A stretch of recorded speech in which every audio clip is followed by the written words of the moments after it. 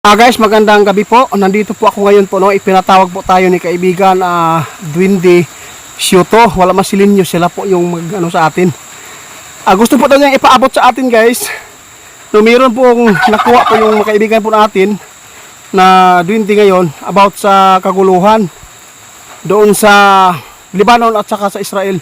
Meron safety po na nalalagyan po ng malalagyan po ng mga Pilipino natin doon po. Meron din pong safety, no? Kasi po napakabuti din pala yung Israel, no? Kasi po ay nagwa-warning po sila kung sa tuwing gusto nang palikasin yung mga Pilipino, mga tao doon, na kung sakali man ay iputok yung nuclear. Kaya nandito po ako kasi dinawagan po tayo ni kaibigan. Kaibigan, magandang gabi po. Salamat po. Oo, salamat po ha. Guys, kanina pa siya, guys, nagpaabot sa akin, guys.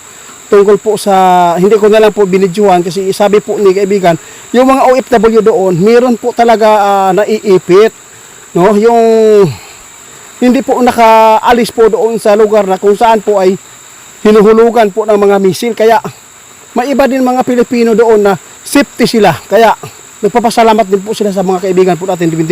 Kaibigan, meron po akong itatanong sa'yo. Tungkol po ito sa nagtatanong sa akin ba na yung nuclear po ba ay kaya po ba ninyong pigilan na hindi makaputok? Yun po talaga ang gusto po nila na malaman. Kung kaya po ninyo, hindi po daw sila mag-alala. Kaya po ba ninyo?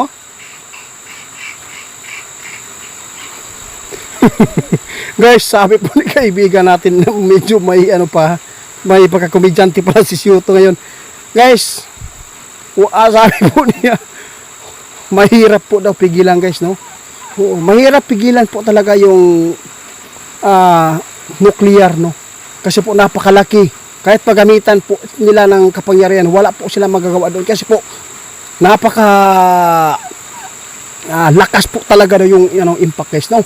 Kasi po, matuman yun, guys, di ay, no? Oo, matutupad yun talaga, guys, kung ano man ang nakasulat, di ba?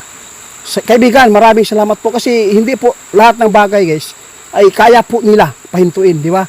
Kasi yung kakayahan po nila ay meron din hangganan. Oo, hindi po tulad ng Panginoon na walang hangganan, guys. Kung gusto po ng Panginoon na ayaw ipuputok, hindi yan mangyayari na pumutok talaga. Kung ang mga Duende, guys, meron na tulong sa atin, yung mga kaya lang po nila, kaya irespeto natin, no? Guys, pasensya na po kayo kung hindi man mapigilan ni kaibigan Sioto yung mga ganyan po na mga putok, no, nuclear, no? Ang sa kanila lang, makatulong po sila sa paglikas, pagtugon na yung mga katanungan po nyo. Kaya dito tayo talaga, guys, gusto ko may paabot sa inyo. Kaibigan, meron pa akong itatanong. Oo, tungkol po ito sa nagpatanong sa atin. Nabiruan kanina tungkol po sa nuclear bomb, kung kaya ba ninyong pigilan. Ngayon, meron po akong itatanong kung yung nangdudukot po, yung nangunguha ng bata, totoo po ba na may sindikato na humawak yan? Hirap talaga, guys. Sabi po Sioto, guys, yung nangunguha ng bata, meron po silang grupong sindikato, no? Napakalaki, napakayaman po.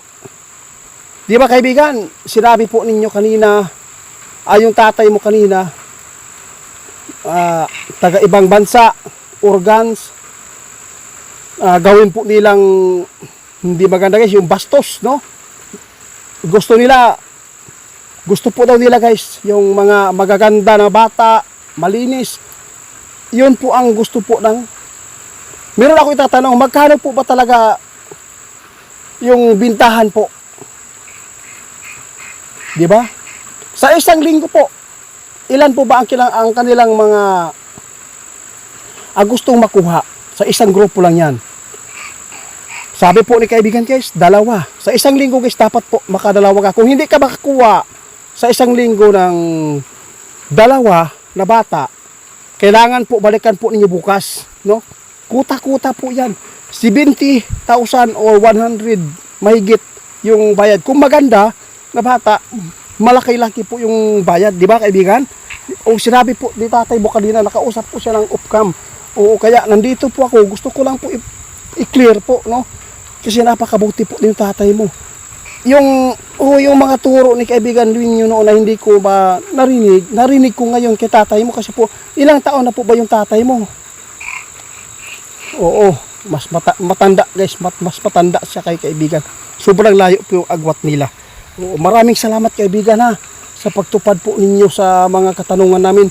Sana po mga kaibigan, kung meron po kayong ipatanong na hindi ko masagot dahil po ay nakabase din po sa buhay ko, no? Meron katanungan hindi ko kaya dahil po takot din po ako kasi tao lang tayo. Kahit meron tayong mga kaibigan na umalalay sa atin, na magbantay, pero sabi po nila kaibigan, sabihin mo lang sa akin kung i-upload ba natin, titingnan po nila yung video. Kaya nagpapasalamat po tayo sa ating mga kaibigan guys, no? Ito pa, meron pa akong itatanong po sa inyo kaibigan. Oo. Ngayon po, tungkol po ito sa mga tao na nagtatanong sa atin kung matutuloy po ba ang World War III at saka ano daw ang gagawin kung mayroong nuclear, kung ano po talaga ang dapat po gagawin para maisip po yung mga bata, pamilya. Ano po yung pwede natin gawin po para matulungan po natin yung mga tao makapaghanda. Kahit maulan guys, nandito si Soto. Salamat. Ang sabi po ni kaibigan guys, mayroon po siyang ipinapaabot sa lahat ng mga tao ngayon, no? Yung bunker namin guys, hindi pa natapos, no? Sabi po niya guys, maganda pag mayroon kayong bunker. At saka, oo, tubig na hindi po makalanghap po ng hangin. At saka yung pagkain, magtatanim tayo ng pagkain na hindi po madaling masira. No, tulad po yung sinasabi po nila, Duwending Linyo, yung binablog ko noon, no? Balikan po nyo yan. Ituturo namin sa inyo kung paano gawin yan para hindi kayo malason, no? Kasi kahit ilang years pa yan, hindi yan masisira guys. Basta maturo ko sa inyo ha. Kaibigan, kahit maulan man ako dito, okay lang po pa rin sa akin. At least naitugunan ko. Ito pa, hindi pa nasagot pa, no?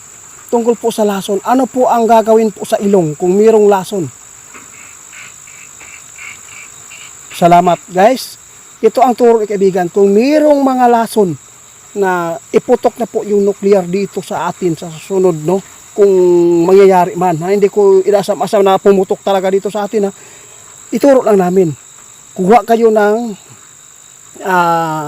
towel, no? Anong labakara, o iwan ko anong tawag dyan, basain po daw ninyo yan, tapos ilagay po ninyo sa inyong ilong.